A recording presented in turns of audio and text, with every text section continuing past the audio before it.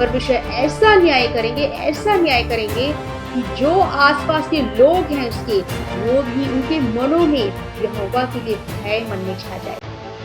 कितना भयानक न्याय करेंगे। हमारे जीवन में कभी-कभी ऐसे हालात पैदा हो जाते हैं कि हम वचन के अकॉर्डिंग चलना चाहते हैं, पर वचन के अकॉर्डिंग चल नहीं पाते। हम चाहते हैं कि हमारी लड़ाई परमेश्वर लड़े, लेकिन हम खुद ही लड़ना स्टार्ट कर देते हैं। कभी-कभी तो ऐसा हो जाता है कि सामने वाला हमारे साथ इतना गलत कर जाता है कि हम चुप ही नहीं रहते और हम प्रार्थना भी करते हैं कि हे मेरे पिता परमेश्वर आप मेरा न्याय कीजिए। इसने मेरे साथ इतना गलत किया, ये फिर भी अपनी ज़िंदगी कैसे मज़े से, कैसे आनंद से गुज़ार रहा है, ऐसा क्यों? इसका कारण मैं आपको बताती हूँ। इसका कारण ये है कि आप प्रार्थना तब करते हो जब आप बदला ले चुके होते हो। जब आप चुप ही नहीं रहोगे तो परमेश्वर कैसे बोलेंगे? आप जाकर दूसरों से झगड़ा भी करते हो। जो लोग आपके साथ गलत करते हैं, आप उनके साथ झगड़ा भी करते हो, उनके साथ गाली-गलौच भी करते हो और उनके साथ मार-पीट भी करते हो। फिर भी जब शांति नहीं मिलती तब आप अपने घर में आते हो और प्रार्थना करते हो, कहते हो, हे प्रभु यीशु, इन मेरे शत्रुओं ने, मेरे सताने वालों ने मुझे बहुत सताया, बहुत परेशान किया, आप मेरा न्याय कीजिए। आप इंसाफ कीजिए, आप उनके साथ जो कुछ उन्होंने मेरे साथ किया वैसे ही उनके साथ भी हो। आप बदला लीजिए मेरा। परमेश्वर कैसे बोलेंगे? आपने प्रार्थना तब की जब आप खुद ही न्याय कर चुके। आप तो वचन के उलट चले। वचन में परमेश्वर ने कहा है कि तुम दूसरों से बदला नहीं लेना। बदला लेना मेरा काम है, यानी बदला परमेश्वर का लेना काम है, आपका नहीं। हम जैसे ही वचन के अंदर भी देखते हैं कि दाऊद की कहानी को हमने पढ़ा कि दाऊद जब जंगल में जा रहा था, जंगल में रह रहा था, वो छुप-छुप के रह रहा था शाऊल से, क्योंकि शाऊल दाऊद की जान लेना चाहता था। वो बार-बार उसे मौका मिलता था शाऊल को, वो मार दे दाऊद को, लेकिन दाऊद वहाँ से भाग जाता था कि परमेश्वर उसे कहते थे कि जहाँ से चला जा, इस जगह से जा, उस जगह चला जा। परमेश्वर उसकी जान बचाते थे। लेकिन दाऊद को ये पता होने के बावजूद कि शाऊल मेरी जान लेना चाहता है, वो शाऊल को उसने मारा ही नहीं। परमेश्वर ने कितनी बार मौका उसे दिया, कितनी बार अवसर उसे दिया कि जा जाकर तू शाऊल को मार दे, लेकिन उसे नहीं मारा। उसने कहा, हे मेरे पिता, हे मेरे परमेश्वर, आप ही से बदला लीजिए। आप ही इसका न्याय कीजिए। मैं इसे कुछ नहीं कहूँगा, ये आपका अभिषेक है। ऐसे कुछ नहीं कहूँगा। तो वो कहता है ये प्रार्थना करता है दाऊद कि हे मेरे पिता परमेश्वर आप इसे ये युद्ध में मारा जाए। मैं इसे नहीं मारना चाहता, ये युद्ध में मारा जाए। तो ये परमेश्वर ने पता है आपको कैसे बदला लिया शाऊल से? शाऊल की मौत जब होती है युद्ध करते समय तो एक स्त्री से मारा जाता है। ये पता है एक राजे के लिए कितनी शर्मनाक बात होती है कि योद्धा होकर उसे किसी पुरुष ने नहीं, किसी महिला ने मारा है। जब वो शाऊल का दास आकर दाऊद को बताता है, तो वो अपने राजा की इज़्ज़त बचाने के लिए वो ये बताता ही नहीं कि महिला ने उसे मारा। वो ये बताता है कि मैंने उसे मार दिया, तो दाऊद ने उसे मार दिया, कि तूने मेरे राजा को मारा। यानी कि दाऊद ने खुद नहीं शाऊल को मारा, बल्कि शाऊल को परमेश्वर के हाथों में दे दिया। उसे पता है कि शाऊल का जो भयानक समय वो परमेश्वर ही ला सकते हैं। वो परमेश्वर ही उसे ऐसा बदला ले सकते हैं कि आस-पास के लोगों के मनों में भय छा जाएगा परमेश्वर के प्रति और वो सही ढंग से चल पाएँगे लोग। परमेश्वर के हाथों में पड़ना बहुत भयानक बात है। उसने परमेश्वर के हाथों में दे दिया शाऊल को और शाऊल कितनी बुरी मौत मरा और एक योद्धा होकर उसे एक स्त्री ने मारा। ठीक ऐसे ही हमारे जीवन में भी होता है। हमारे जीवन में भी होता है कि हमारे साथ कोई इतना गलत कर जाता है, इतना बुरा हमारे साथ कर जाता है, लेकिन हम बर्दाश्त नहीं करते। हमारे अंदर सहनशीलता ही नहीं है।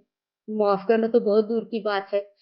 हम जाकर उसे गाली-गलौच ना कर दें तब तक चैन नहीं मन को पड़ता। जाकर हम गाली-गलौच करते हैं, मार-पीट करते हैं, उसके साथ बुरा व्यवहार करते हैं और फिर घर आकर हम फिर प्रार्थना करते हैं, जब मन को शांति नहीं मिली, ये सब करके भी मन को शांति नहीं मिली। जब हम देखते हैं कि ये तो अपनी ज़िंदगी में जो हमारे साथ जिसने गलत किया है, ये अपनी ज़िंदगी में बड़ा खुश है। ये तो बड़े आनंद के साथ अपने जीवन को गुज़ार रहा है। तब हमारा जो मन है वो विचलित हो जाता है। हम घर आकर प्रार्थना करते हैं, हे प्रभु यीशु, मेरा सताने वाला तो इतना मेरे साथ गलत करके भी अपनी ज़िंदगी में क्यों इतना खुश है? क्या कारण है? ये कारण है कि परमेश्वर ने उसे छोड़ दिया। परमेश्वर का हाथ उसके ऊपर है ही नहीं। वो शैतान के हाथों में चला गया। लेकिन अगर आप चाहते हैं कि आपकी लड़ाई परमेश्वर लड़े, तो आपको चुप रहना पड़ेगा, आपको शांत रहना पड़ेगा। ठीक वैसे ही जैसे हम देखते हैं कि एक मोहल्ले के अंदर 2 बच्चे जब आपस में झगड़ा करते हैं, तो जब झगड़ा बढ़ जाता है, तो बच्चा क्या करता है, जाकर अपने घर में अपने पिता को बताता है कि पापा, पापा देखो इस बच्चे ने मेरे साथ झगड़ा किया, जो मुझे मारे जा रहा है, हटता ही नहीं। तो फिर उसके पापा जाते हैं और जाके उसे ज़ोर से डाँट लगाते हैं।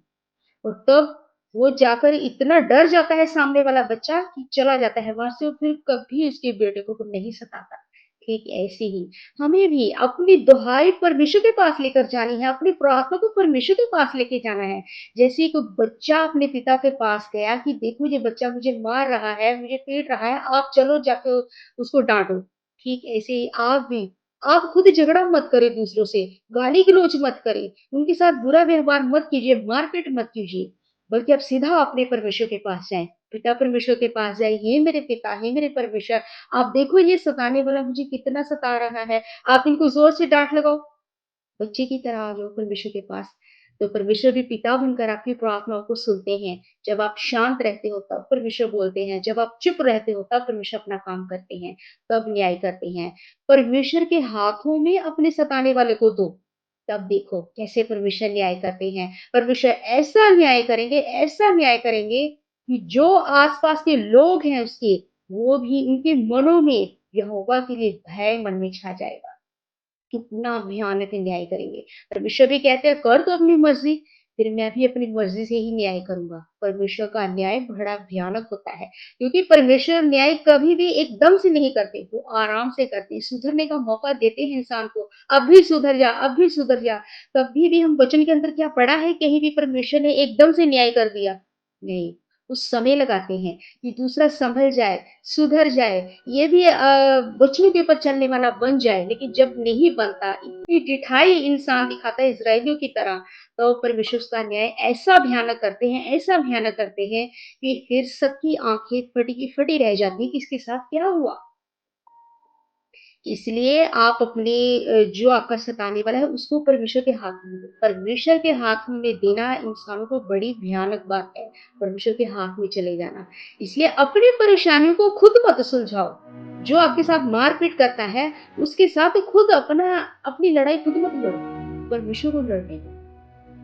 आप शांत रहो, आपके साथ कोई गलत करता है, मैं मानती हूँ कि ये सहन नहीं होता।